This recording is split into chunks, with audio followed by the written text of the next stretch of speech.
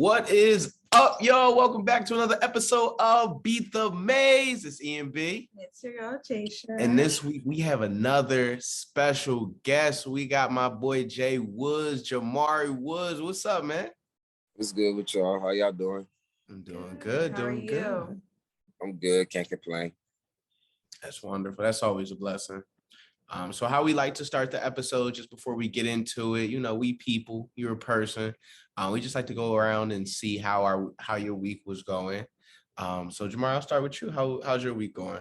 Man, great, busy. A lot of people seen already. With Sadie Hendricks, Tony Chanel, Sunny Digital for damn near the whole week. So that's basically what my week consists of. 4th of July to now. That's tough. Been busy. Jay, how's your week going? It has been really good. This week went by so fast. I'm hoping that this week to come slows down a little bit. And I hope the weekend slows down as well, even though it's almost over. And you? I'm doing good. Definitely spent a little bit of family time. Weekend went by super duper fast. It seems like it was just yesterday. 4th of July was here, and now it's already the next week. So, just looking forward to the week ahead. Looking forward to a good Sunday. Get to reset, and then we're going to keep going. Okay. Most deaf. So, Jamaree, for those that might not know you, or are new to you for the first time, you might just introduce yourself, telling us what you do a little bit. Yeah. So my name is Jamaree Woods. I'm from Pasadena, California. I'm a photographer, videographer in Atlanta and in California as well. So I like to label myself as a hip hop photographer, where I take pictures of the artists we listen to today and up and coming artists that we will be listening to in the future. That's hard. So how do you balance that with being in Atlanta and being in California? Because they're not like a 2-hour drive away. Man, so I would say it's very simple. When I'm out visiting in Cali, that's when I do work in Cali. If there's anything to get into out there. But when I'm out here, I just find stuff to do out here.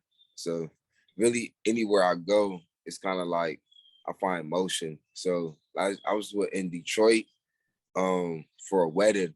So that was different. I couldn't really just do anything I want as far as, creating, because I'm there for a wedding and I'm not familiar with the place. So if I was just out there just to travel and just to network, then that would have been different. But Detroit is one interesting place. I would have been lost if I would have, met up with these artists we listen to today. I don't know if I would have came back home in time to get ready for a wedding. So for sure. So how did you get to being J.Woods? Where did that start? J.Woods always been J.Woods. It was something I want to say middle school. People can't pronounce my first name. So what did they say? Jamaree. I promise you. They call me Jumanji. So it was like, so it's like, that's kind of like my nickname for some people that know me back then. But for short, it was like J.Woods, because that was just a fire name to me. Everybody had nicknames, and I wanted my name to be surrounded around my name. We don't want to be J Dog, none of that. We just be like right. J.Woods. It's very simple. And then when people ask me, what's the J stands for? It's my name, Jamaree. So it's really nothing, not too much creativity put into it, but it's still unique because it's very simple and it still goes hand in hand with my government name. Right. I appreciate that. So how did you find your way from Pasadena, California to Morehouse and then to picking up a camera? So I remember I wanted to stay in Cali. UCLA was my go-to school. Like hands down, I went to go to UCLA. I had all the, UCLA gear before I even went to the school. I would say every school in California didn't accept me. and that's due to my own counselors not sending letter recommendations. So Oh, I wow. have to find, I have to find something quick. And at the time, I have family and I have some friends talk to me about Morehouse and how I was dating, so she was going to Spelman. So she had talked to me about Morehouse and I wasn't jacking it. But then, I talked to my family about it, about what she said, and they thought, Morehouse was a good school because it was all Black college, and they always wanted me to go to all Black college. So I had looked into it. Although I was behind on application deadlines, I was accepted. So, I looked into it. It was like March. So I had enough time to get familiar with the school, see if I would love it, if it's for me. And comparing it to these schools in Cali, it was like, hell yeah, why wouldn't I want to be around people, my kind? Like, why would I want to basically go graduate from high school to go to high school 2.0 shit when I could be around people my type? So went to Morehouse freshman year. Now it's like it's a brand new start. Nobody know who I am. All that stuff that happened in high school, nobody gonna know. I don't know nobody from high school at Morehouse. So now it's time to restart. Now I'm really J.Woods. Like, I don't care what my name is J.Woods. If we family, if we cool, then I'm gonna tell you my government. So now we gotta find something to do. Like, clubs wasn't cutting it. Trying to, we gonna be real. Stayed in Hubert. We was the lamest hall. Bro, we was the lamest hall. So now off rip, it's kind of hard to, get my name out there because we don't do shit. And we have the lowest GPA on campus. So now it's like, Spelman talking mess, Morehouse talking mess, Clark talking mess. So I'm trying to fit in with these dudes, trying to sneak into Forbes. You already know how that goes.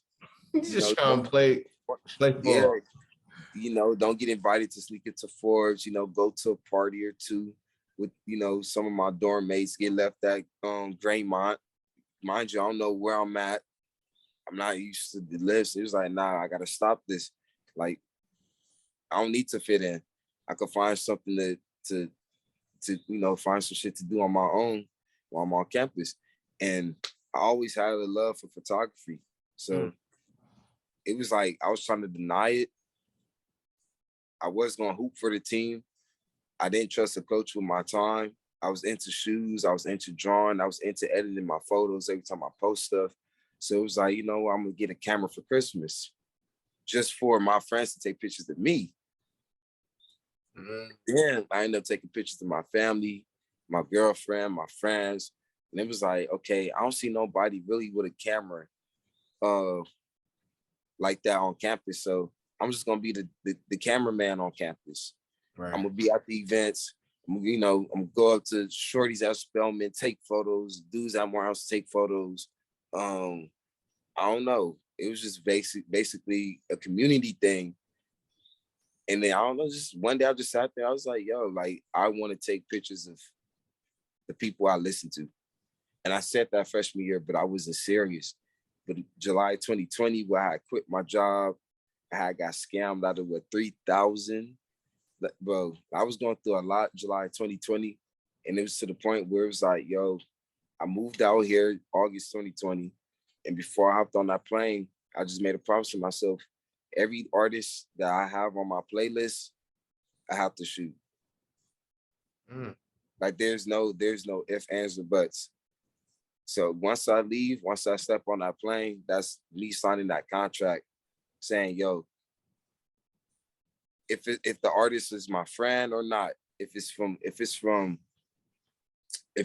Ian rapping, being on Apple Music, to Drake, I don't care. They have to be in my portfolio. And that's where we are rooted now. I love that. I love that because it's important. Like, you committed to yourself, and that's one thing I talk about. That's one thing that we talk about, the importance of committing to yourself. And it's one thing to say, oh, this is what I want to do. Oh, this is what I like to do. But it's another thing to say, I'm not going to reserve anything that I have. I'm going to give everything I got.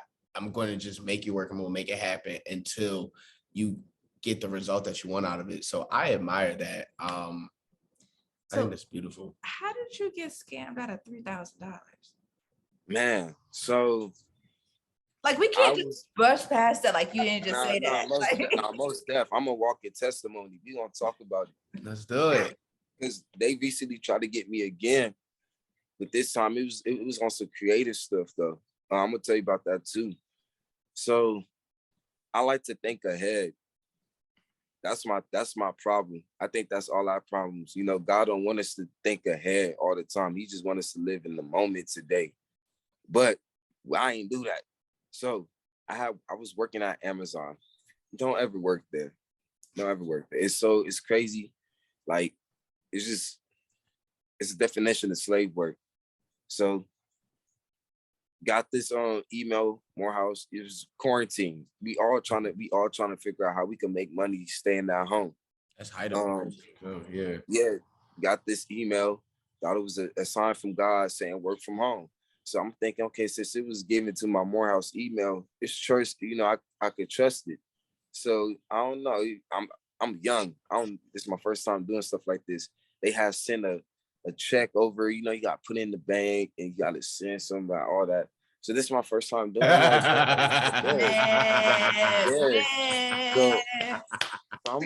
So I'm like, this is kind of weird, but hey, I'm getting 3,000, you know, really 2,700 every week doing this. But then when I sent it off, I felt weird. I was like, I don't know. That was too easy. Like the money was too easy. Like I'm not used to. You cash, so you got the check in the mail. They sent you the letter and everything. You cashed the money. Bro, I don't know what I was on back then. And then you sent the money. You sent it because what? They want like 10%, right? So you put the money in your bank. They're like, oh, you keep 2,700. You send us 3. Yeah. Yeah. And then, man, the money I made working at Amazon for that summer was gone. But my family looked out. Although so my mom, she gonna go off. But my family, they came, they sat down, they was like, yo, we learning. We just gonna help them out. Because really they didn't even want me to leave to Atlanta. So that money was for me to leave to Atlanta. But they support me enough to help me and do what I want to do. And I told them, I sat them down. I was like, California is all nice. It's all sunshine, palm trees, but it ain't nothing for a Black man out there. So I'm not staying here. I'm not staying. I can't, because there's no motion out there for a photographer. Like it is, but it's not. Like I want, like, bro. I came home last night at 5 a.m. because I was at an event networking. Like I need stuff like that. Like I don't want to be around the game banging, the smoking, the fighting. Like, I'm trying to wake up, like, yo, Lou Yachty's throwing this, Stacey Abrams throwing that. Like every day it has to be a mission. Like, I can't sit there and think, be like, yo, what's my next move? What's my next move? How I'm finna do this? No, Atlanta gave me that privilege, the opportunity to be like, yo, it's always something going on. So get your ass up and do it. Like go out there, network, get these shots up, and get your next job, get your next paycheck. This is very slow out there in Cali. Like you really don't know. It's like once every 3 months, some shit pop off. I hate that. Like I got a body in motion stays in motion. Like that's true. Yeah. So it sounds like essentially you started 2 years ago, going on 3 years now. Like took it like serious. Like you got on that plane, you said like this make it or break it moment. We either gonna make it or we're gonna make it. Like yeah, and really, yeah, like thinking about it, I started freshman year, but I was more like psyching myself out because I was an econ major at Morehouse. So it's like I'm gonna do this, but I'm gonna still do something in my field because that's what the system wants me to do. But no, it was like I almost gave my life up to be a teacher during quarantine. Like I did an interview at 5 in the morning because Cali time is different. So I don't know. Yeah. So it was the 8 a.m. Zoom interview. I was up, Morehouse Polo up, 5 in the morning. And I was over there, acting like I was a teacher just for 20 bands. And then I sat there and I thought about it. I listened, the 20 bands, for this internship was going to turn into loans if you decide to leave their program. So it was like they was forcing me to stay with them. And I ain't like that. But also, I ain't like the fact that I was only doing it for the money. So really, I ain't see myself being a teacher. I could teach people well through experience and through ways they can remember, certain things. So that's why I did it. But me sitting there, that whole COVID incident really got put me in check. Like, this is your only chance. If you're gonna psych yourself out, you're gonna be mad. Like, if you accept this offer for 20 bands, like, you gotta stay 5+ years and plus another 2, like your hope plus another, yeah. Like, you're dedicated, your life is dedicated to teaching kids in Detroit or Chicago or New York. And it was like,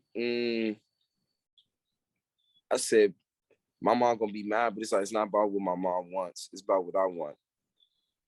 If I'm happy and I'm doing what I love to do, guarantee she'll be out of a job soon, and I'll make enough money to take care of her. So I'm not gonna be no teacher. I'm gonna go full throttle with this photography shit. What happens, happens. What don't. So now, till this day, I'm gonna show my mom my work. I remember she walked in my room. She had a poster of this dude. He had a gun pointed. She mothers gonna be mothers. They gonna worry. Like, but yeah, the whole quarantine incident really put me in check, saying you gotta go 100%, no more half-assed. Like, there's no more campus after this. You're not gonna push up to the campus when you graduate and capture shit for them for the events. Like, we grown, we graduated. Like, we gotta go to the real world and capture the world. We gotta show what Morehouse taught me. Yeah. So how'd you end up getting your first big gig, like your first person off that playlist that you said, yeah, I gotta get them, I gotta get it? And who would? I'm not gonna say Homecoming. Homecoming didn't count because, of course, everybody was there. It was like everybody had photos of like, it was a community event, and it's cool. That's where you got to start. But I'll say my first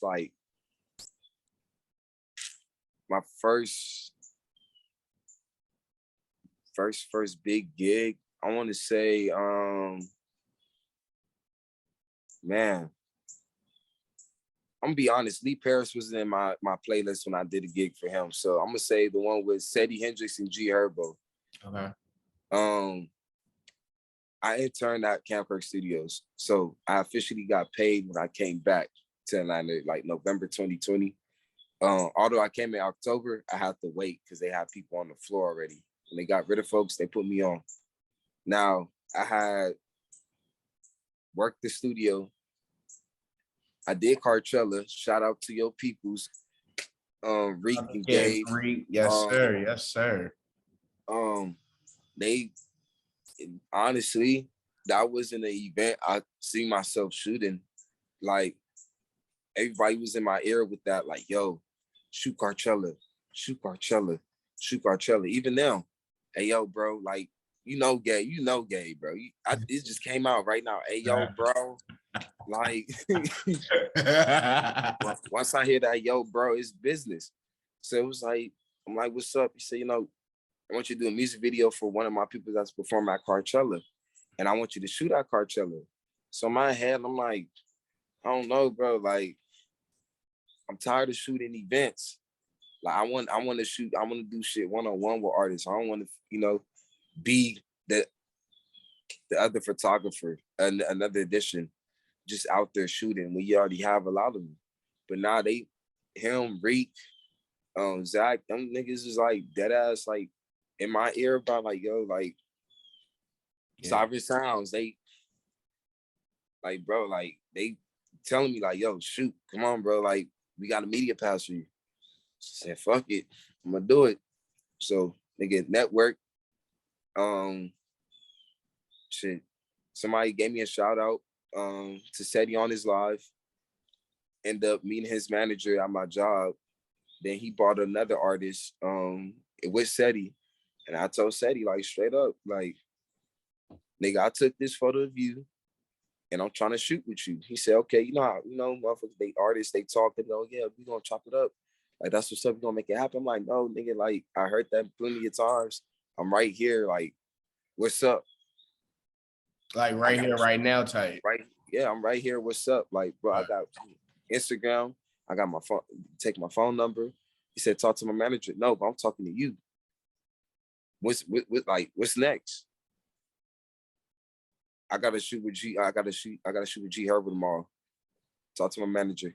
I said, all right, that's what I want to hear. Went to him, pressed his manager. I was like, yo, like, come on, bro. Like I've been missing out on you guys for 4 weeks on this one shoot. I invested a lot in you guys just to come to this studio. Y'all flaked on me 4 times. The 5th time was the charm. Now this time I need that address to that video shoot. They said, I got you. I'm like, nah, like for real, this is my number right here. I need that address. He said, nah, I got you. Once I get the address, I'm gonna send it. So I'm like, all right. I ain't get that address till 5 a.m. Mind you, we get the shit at 9. I was like, yeah, they capped. I'm talking to the homies. We sitting there. Yeah, they capped. They didn't cap on me. We ain't gonna see G Herbo. I'm not gonna see G Herbo. Wake up, got the address the next day. It was definitely pulled up. See G Herbo, did some BTS, hopped on the plane to LA. They put me in this group chat. They want the photos. They say they fucking with it. They said don't post the photos till we put the video out. Man, put that video out, put the photos out. I'm gonna say I was like at 6,000 followers, hit 9,000. Like that, just like I woke up to like bots following me, photographers, niggas from Chicago, Atlanta, Cali, Morehouse, Spelman, Clark, alumni. I'm like, yo, I think this shit did it. Like, this shit did it. DJ Drama posted it without me knowing. I was like, yeah.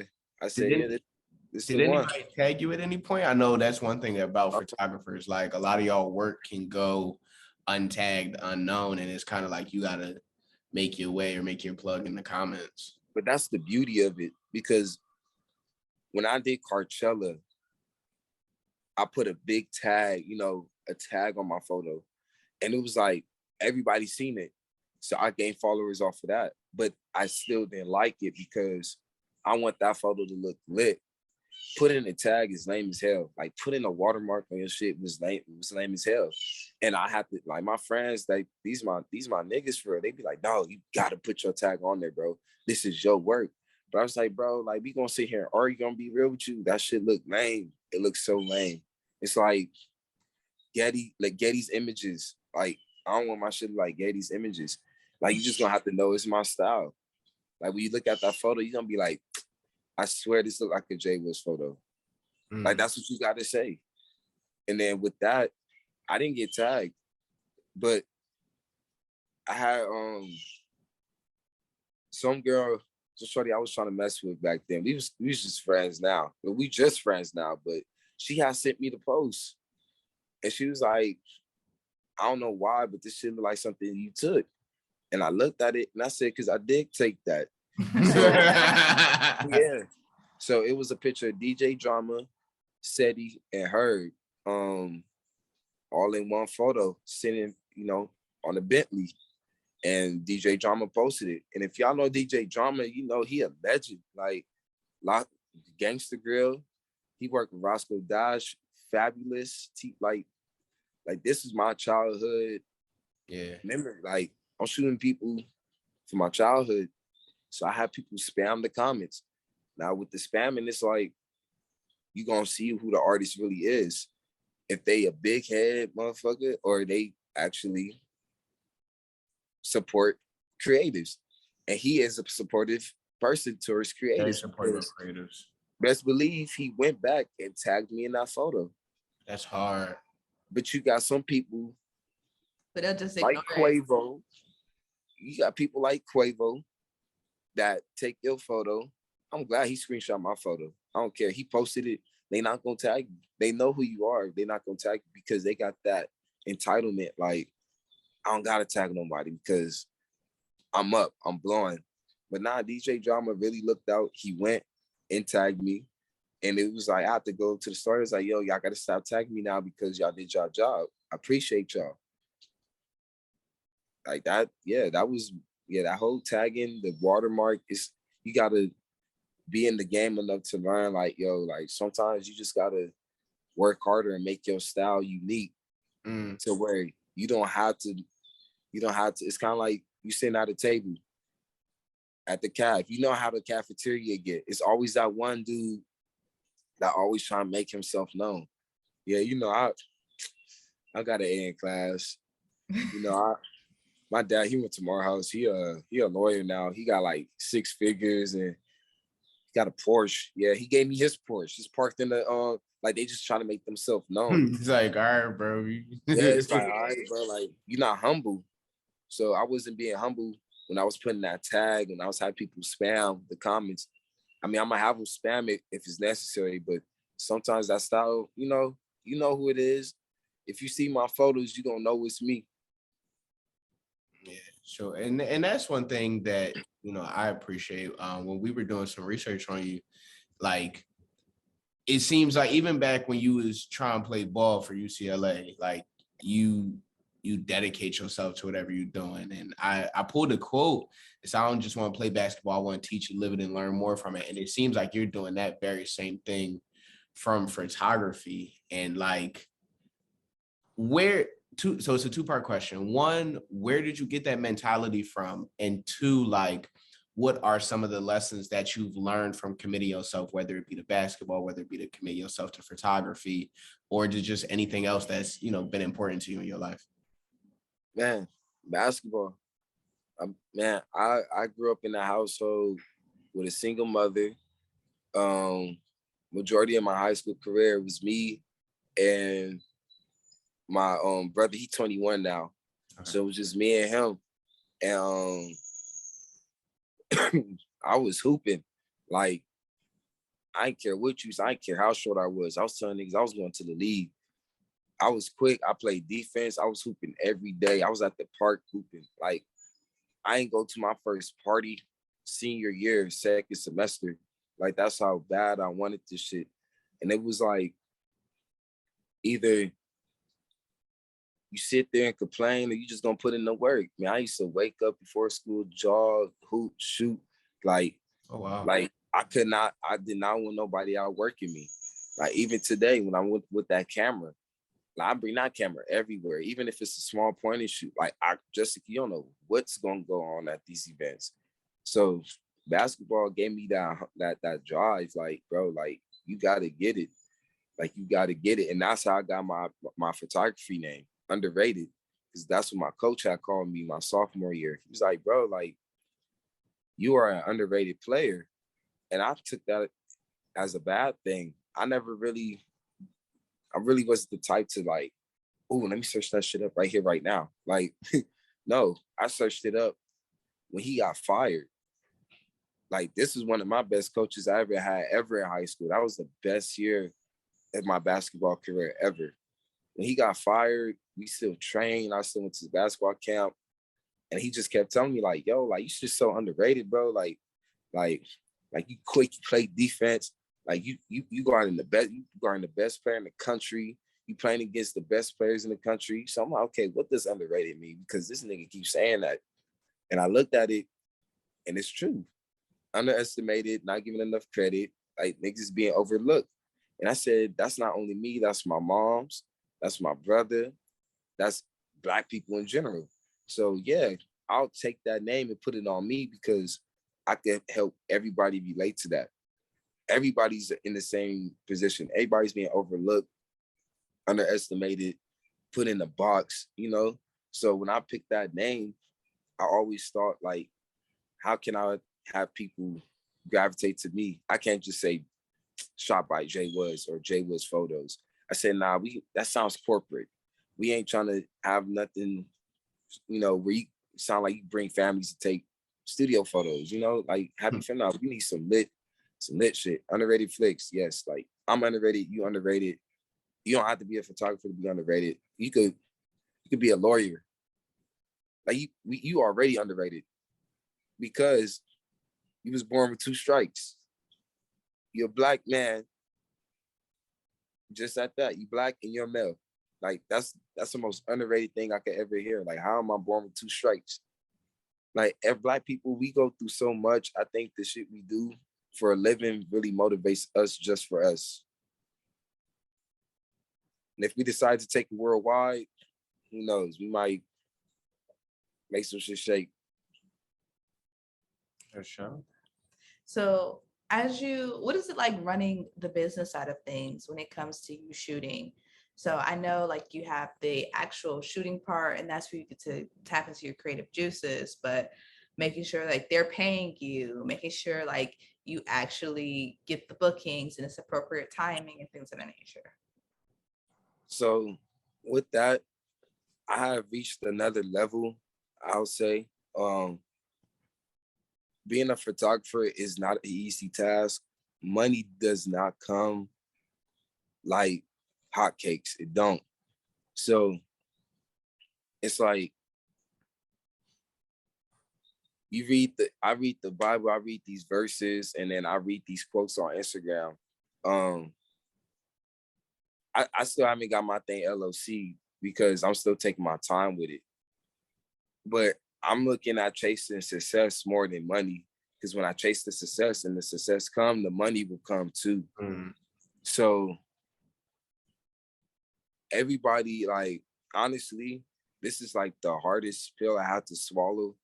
Being in these rooms with these artists is like, yo, what we see on Instagram is fake, bro. We were just having that conversation not too long ago. Yeah. Like, it's fake.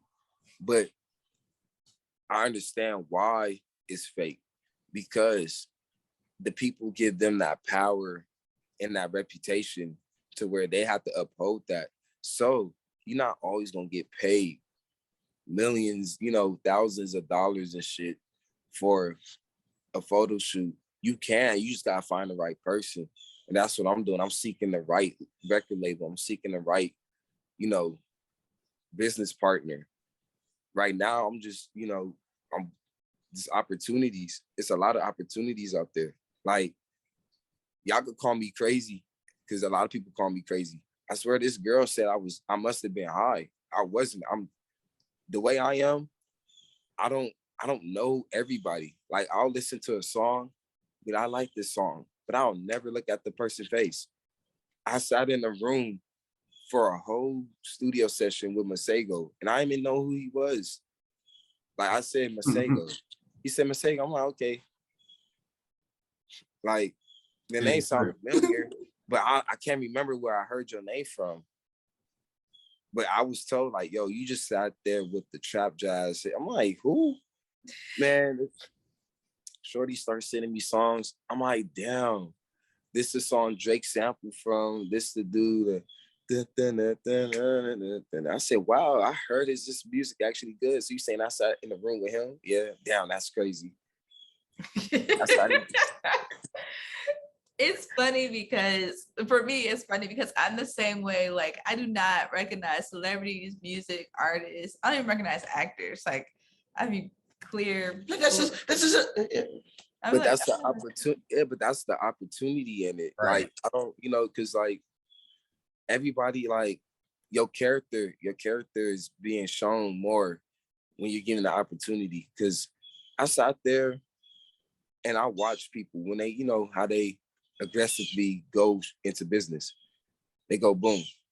All right, like, like, pull up to this event, pull up to the studio session. All right, cool. I'm gonna push up. So what the money talking about? I was like, yo, I had to stop that shit, because sometimes I felt like I lost out on the opportunity. Maybe the money was I was gonna get flew out to Rolling Loud. Mm. Like, make your opportunities make money for you in the future. It's not always about the right now. Yeah, and that's one thing I learned. Like, right now, I might not have the money, but right now, I can tell you, I got into the studio with so many dudes that we listen to. I network. I didn't know who DeVito was. I was with him too. The king of Nigeria. Yeah, I said these opportunities are rare. Money gonna always come back. They print it. Come on, it's paper printed by the government. I don't think they never gonna stop printing it. But opportunities, bro, is you can't you can't go back and get that back. Like, every opportunity serves its purpose. So the money gonna come, the money gonna go, but the opportunity, you have to, like, you gotta fuck that up. You have to, like, once you get it, there's no ifs, ands, or buts. Once again, you signing this contract and you getting it done. If it's easy, it's easy. If it's hard, it's hard. But get the shit done. Like, for sure. So something we like to do here when we conclude all of our episodes is we like to do a bag drop similar to a mic drop, which is if someone watched this entire video and they didn't get nothing from it, they weren't listening. Obviously, then they need to. You want to leave them with your lasting words, something that gets them going, to get them pumped for what they need to do next. Or it doesn't have to be like motivational. It could just be simple as like, this is what you need to do, X, Y, and Z. What would you leave them with? Man, let me see. I'm trying to think. I have a lot of motivational things, but I feel like it's more towards, like, trying to make it make sense. Hey, yeah, bro. I just said this yesterday. It's simple as this. If you quit, shit is not gonna get easy. I promise you. I never heard any story where a nigga quit and they live in life. They live in lavish. I never heard a story like that. Now, with that being said, if the shit easy, I'm very concerned for you. Like, I really am. Because you have no inspiration, you have no story to tell. But if it's hard, by all means, God gives his hardest battles to the strongest warriors. I'd rather you go through that adversity, because you gonna go through shit. It's a test to the next level. And that's how I look at life. When you do, you don't have to be a photographer. If you are a rapper, if you are a fashion stylist, a fashion designer, anything creatively, we know that it's hard to maintain that motivation. But at the same time, it's like, if you quit, then you're holding back on creativity. Like, your creativity is needed. Because without photographers, there's no billboards, there's no pictures, there's no book covers, there's no album covers. Without podcasts, there's no conversations. Nobody really hear my voice. I really don't even talk. I don't even like to show myself on the gram. I got hella photos, one photo of me, hella photos, another photo of me. Like, I almost show my face. But for those, people might think I'm not very humble. But for those who watch our podcast, they might be like, yo, he been through a lot, he know a lot, and he actually telling us some shit that he probably would never told us on his Instagram live or Instagram story. Because I'll never randomly just be like, yo, I want to tell y'all a story about how I shot with G Herbo. I don't think I'll ever do that. I think a podcast will give me that opportunity to do so. So don't give up. It starts with you. And just do what you do to inspire others, not for money. Because if you do it for money, trust me, you finna punch walls. Like, finna go crazy. We want you to go crazy now. Inspire the youth, man. Thank you so much for leaving us with that last bit of motivation.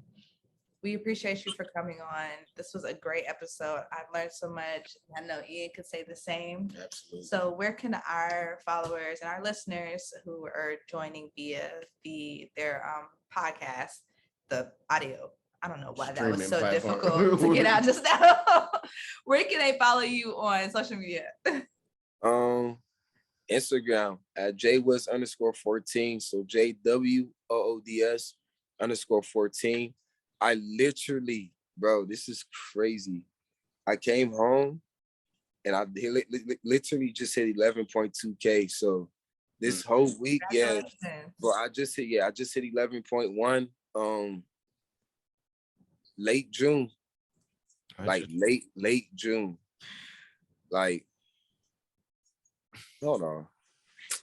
Why they so late? I bought McDonald's last night. They just not taking it off my card. I don't know. That was weird. But yeah, see, like, keep pushing, set a goal.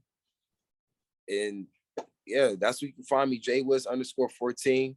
I got a lot of stuff coming.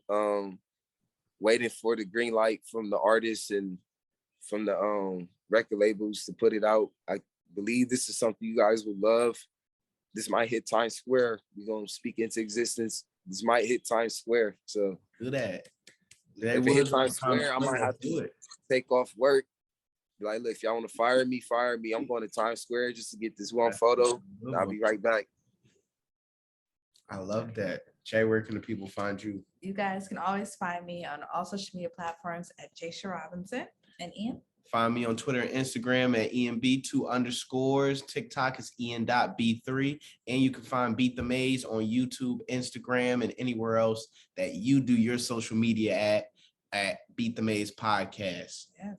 Thank you guys so much again for tuning in with us, and catch us next Monday at 8 a.m. for another episode with the lovely Beat the Maze host, us, as well as make sure you like, comment if you're watching this video, and subscribe if you're watching this video on YouTube. And feel free to rate us, share this podcast if you're listening, let your friends know if you really fuck with it. Like, put a thumbs up, give us a rating, let us know. I fuck with it, yes, most definitely. He said he fuck with it. J.Woods, it's been a pleasure, my guy. Thank you for gracing us. You know I got y'all, family. You know I got y'all. Looking forward to linking up in the future. For sure. I appreciate y'all. Thank you. No problem. We'll see y'all next time. Have a good one.